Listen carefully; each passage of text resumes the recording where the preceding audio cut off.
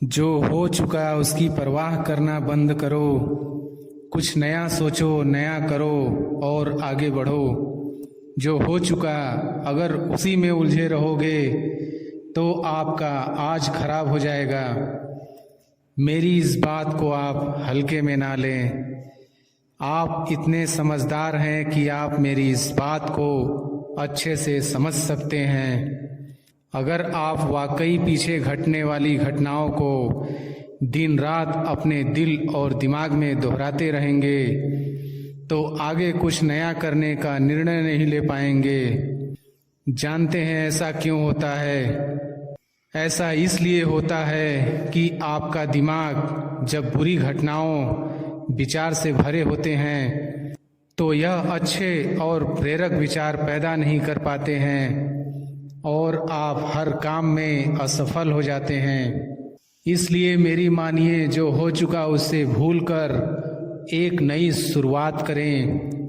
मान लीजिए एक कमरे में किताबों को एक विशाल ढेर लगा दिया जाए और आपको एक विशेष किताब का नाम बताया जाए और उस किताब को उस कमरे में लगे विशाल ढेर में से ढूंढ कर लाने को कहा जाए तो आपको कितना समय लगेगा?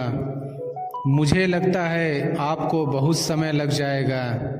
लेकिन उन्हीं किताबों को करीने से बुक शेल्फ में रख दिया जाए तो आपको उस विशेष नाम वाली किताब को ढूंढने में बहुत ही कम समय लगेगा। मेरी इस बात से आप सहमत हैं कि नहीं? मुझे लगता है आप सहमत हैं।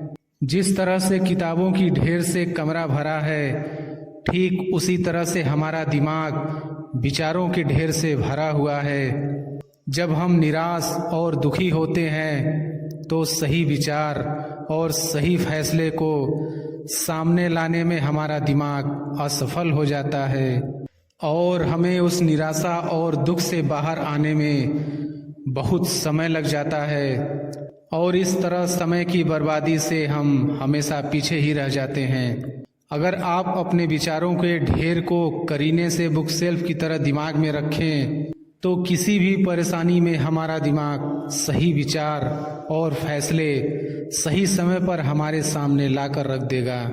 ऐसा करने का सिर्फ एक तरीका है, बस आप हर सुबह मेडिटेशन करना शुरू करो, क्योंकि मेडिटेशन में वह पावर है जो आपको अंदर से कुछ कर गुजरने की ताकत देती है। आपके दिमाग में चलने वाले उथल पुथल को शांत करती है और सही रास्ता दिखाती है और सही निर्णय लेने की क्षमता पैदा करती है। आपको जागना होगा और इस भ्रम को मिटाना होगा कि तुम कमज़ोर हो, तुम कभी न मरने वाला आत्मा हो। तत्व तुम्हारा सेवक है, तुम तत्व के सेवक नहीं हो। यदि आपकी परिस्थितियों पर अच्छी पकड़ है तो जहर उगलने वाला भी आपका कुछ नहीं बिगाड़ सकता। शिक्षा क्या है? क्या यह किताबों से मिलने वाली विद्या है? नहीं। क्या यह नाना प्रकार का ज्ञान है? नहीं, यह भी नहीं। जिस संयम के द्वारा इच्छा शक्ति का प्रवाह और विकास वश में लाया जाता है और वह फलदायक होता है, वह शिक्षा कहलाती है। मैं आशा करता हूँ कि आप ऊपर बताए गए सभी मोटिवेशनल स्पीच से सहमत हैं। अगर आप अपने जीवन और सफलता की डोर किसी और की उम्मीद पर छोड़ दिए हैं तो यह जीवन की सबसे बड़ी भूल है।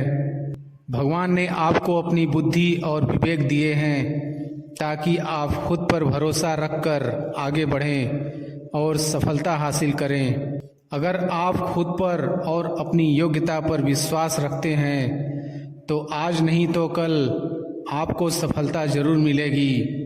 यदि आप अपनी सफलता की उम्मीद दूसरों से लगा रखे हैं तो आप असफल होने के लिए तैयार भी रहें। मैं यह नहीं कहता कि आप किसी चीज़ से उम्मीद न रखें, बल्कि मैं इस बात पर जोर देता हूँ कि आप किसी भी चीज़ से उतनी उम्मीद रखें जितनी टूटने पर भी आप मजबूती के साथ खड़े रहें और एक बार फिर नई शुरुआत कर सकें। आप जिस भी काम में हाथ डालते हैं आप हर बार फेल हो जाते हैं और फेल होने के डर से आप एक नया शुरू करने से कतराते रहते हैं और आपका पूरा जीवन इस डर में ही निकल जाता है कि आपने अगर कोई नया काम शुरू किया तो वह भी फेल हो जाएगा। मैं आपको विश्वास दिलाना चाहूँगा कि आप हार मानने के बजाय हर काम को सही तरह से करने का निर्णय लें और तब तक करते रहें जब तक आपकी सांसें चलती रहे। अगर आप इस तरह का निर्णय ले लेते हैं तो आप हारने के बाद भी एक विजेता कहलाते हैं। वह विजेता जो कभी हार नहीं माना, पूरा जीवन जीतने में लगा दिया।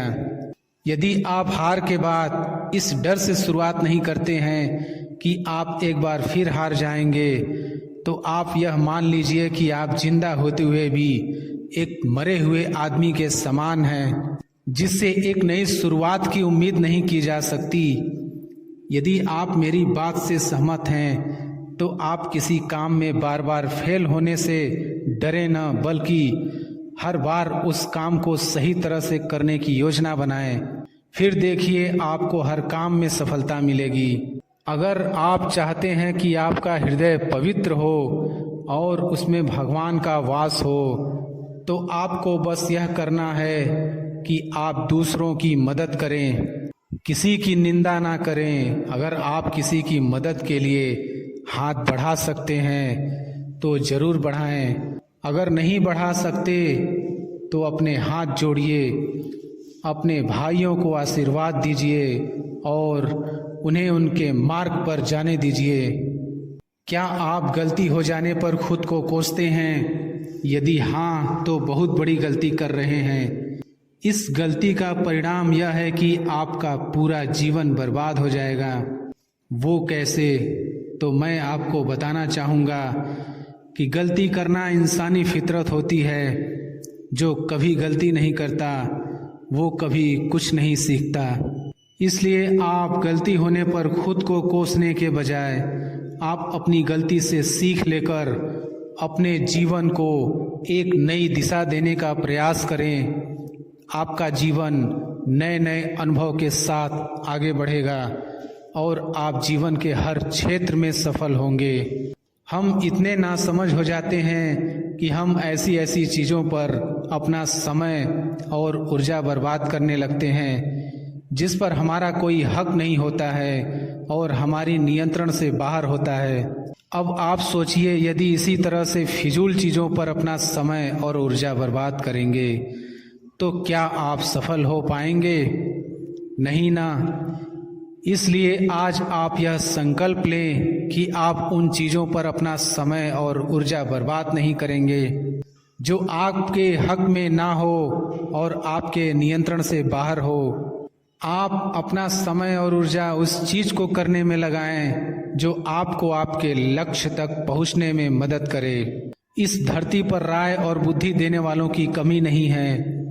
आपको कदम कदम पर सिखाने वाले मिल जाएंगे, पर मेरी इस बात को याद रखना, वे जब भी आपको कोई राय देंगे तो ऐसा नहीं कि उनकी राय सही हो, इसलिए आप उनकी सुने, पर करे वही जो आपका मन कहे, वरना बाद में आपको इसी बात का पछतावा होगा कि काश मैंने अपने मन की सुनी होती। तो ऐसा नहीं होता। मैं यह नहीं कहता कि आप किसी की न सुने। आप उन्हीं लोगों को ध्यान से सुने जो उस क्षेत्र में सफल हैं जिस क्षेत्र में आप सफल होना चाहते हैं, क्योंकि जब कोई सफल व्यक्ति आपको कुछ सुनाएगा तो उसकी बातों में वह सच्चाई और स्पष्टता होगी जिसकी आपको सफल होने के लिए जीवन में ज़रूरत पड़ेगी। यदि आप बड़बोले हैं तो आप ठहर जाइए, क्योंकि अधिक बोलने वाले लोग अपनी एनर्जी और दिमाग दोनों खराब कर लेते हैं, जिसके परिणाम स्वरूप वे अपनी एकाग्रता और किसी काम को करने की ऊर्जा दोनों खत्म कर लेते हैं और जीवन भर सिर्फ बोलकर ही खुद को साबित करने की कोशिश में लगे रहते हैं। मेरी मानिए और आज से ही बोलना कम करो। ज़्यादा बोलने से एनर्जी और दिमाग दोनों खराब होता है। इसलिए आप अपनी एनर्जी और दिमाग की ताकत को अपने लक्ष्य को हासिल करने में लगाओ, आप सफल हो जाओगे। आप किसी भी चीज को लेकर चिंता करना छोड़ दीजिए, क्योंकि हमारी चिंता कोई और कर रहा है। इसलिए आप चिंता छोड़ उस काम पर पूरा फोकस लगा दीजिए जिसे आप अपने जीवन को बेहतर बनाने के लिए करना चाहते हैं।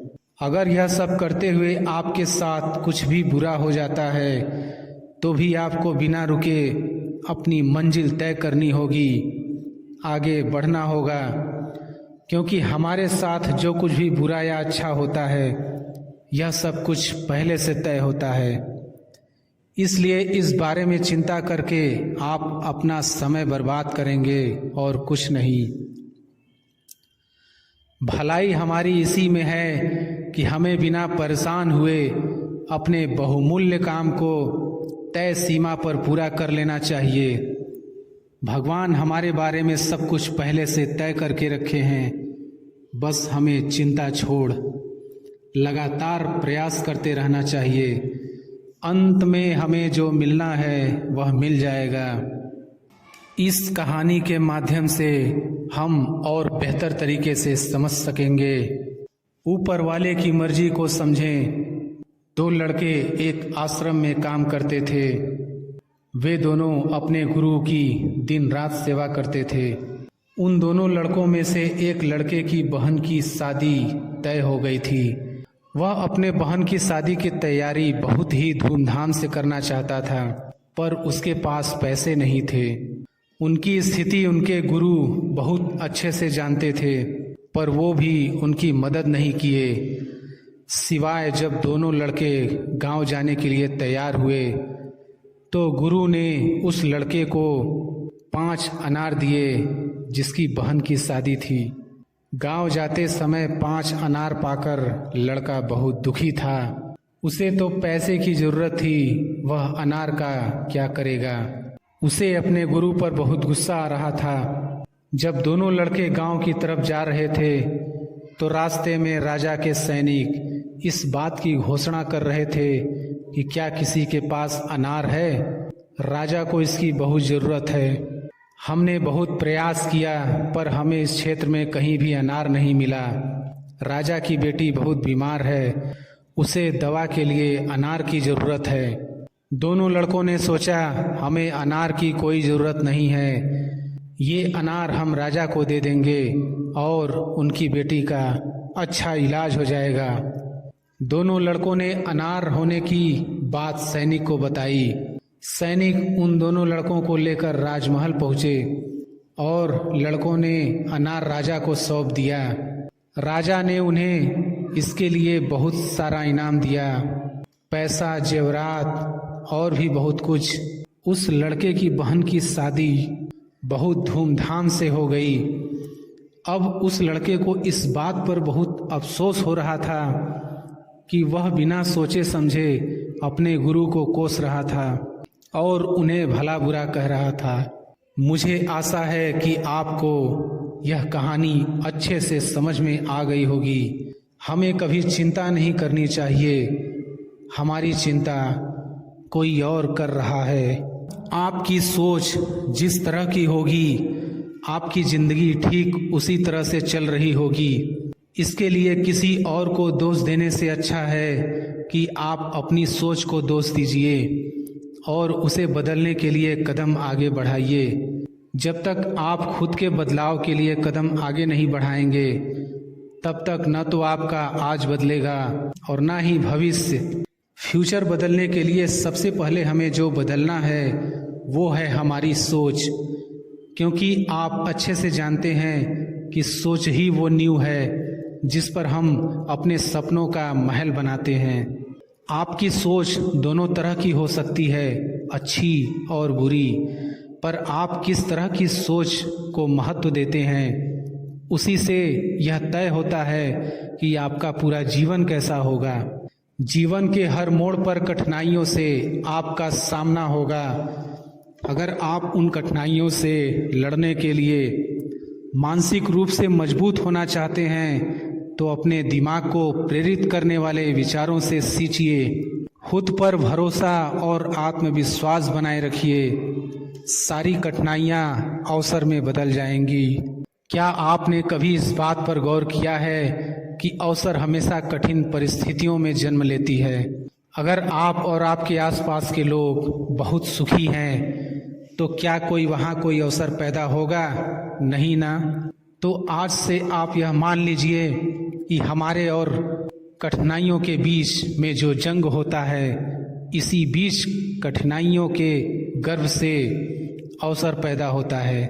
अगर आपसे कोई कहे कि यह काम तुमसे नहीं हो सकता, तो उसका सीधा सीधा यही मतलब होता है कि इस काम को तुम्हारे सिवाय कोई और नहीं कर सकता। चेहरे की रंगत से सिर्फ आदमी निखरता है, लेकिन मन की रंगत से आदमी और उसका भविष्य दोनों निखरता है। इसी को सफ़ेद झूठ बोलना कहते हैं। इसी सफ़ेद झूठ के चक्कर में लोग वह नहीं कर पाए जो वो कर सकते थे। हमेशा इस बात को याद रखिएगा कि जीवन की सबसे बड़ी खुशी उस काम को करने में है जिसे आपका दिल करने के लिए इजाज़त दे, वरना उस काम को हाथ मत लगाइएगा जिसे आपका दिल करना ही ना चाहे। अगर आप किसी के एहसान तले नहीं रहना चाहते हैं तो आप दिल और दिमाग से इतने मजबूत बनिए कि आपको कोई भी किसी तरह की मुसीबत हिला ना सके। आप डट कर खड़े रहें तब तक जब तक मुसीबत टल ना जाए। जब तक हम अपने दर्द, गम और डर को हथियार नहीं बनाएंगे तब तक हम सिकंदर नहीं कहलाएंगे। इससे फ़र्क नहीं पड़ता कि आपके चेहरे की रंगत क्या है, फ़र्क तो इससे पड़ता है कि आपकी सोच की रंगत क्या है।